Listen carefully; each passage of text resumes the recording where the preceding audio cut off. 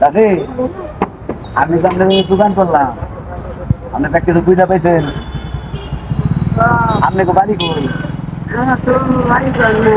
কই থাকেন? ওই যে ওই পাশে। দাদা কি করে? ছেলে মেয়ে কি আপনি?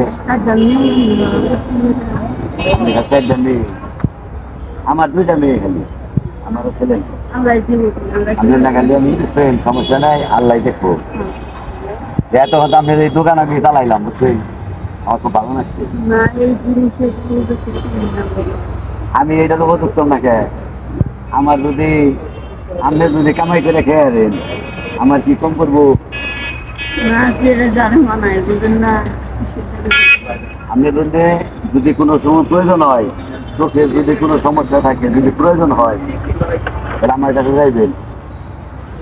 আমার হাসপাতাল আছে।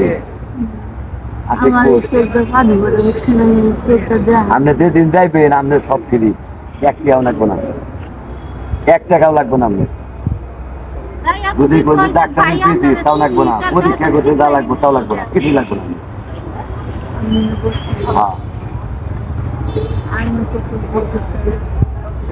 না আমি তো আপনাদের কইলামই যে আপনি যাইবেন আমার রুমে। আমার কলম আছে,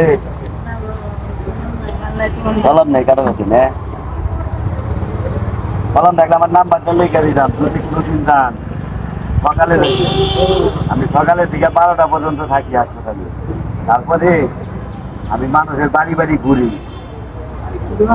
না, মানুষের বাড়ি বাড়ি ঘুরি যে দেখি কেনা অসহায় আছে, যারা চিকিৎসা করা পারতেছে না দেখার জন্য।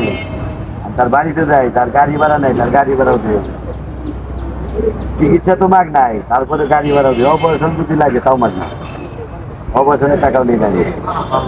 ধনী মেয়েদের কাছ থেকে নেই, গরিব মেয়েদের কাছ থেকে নেই।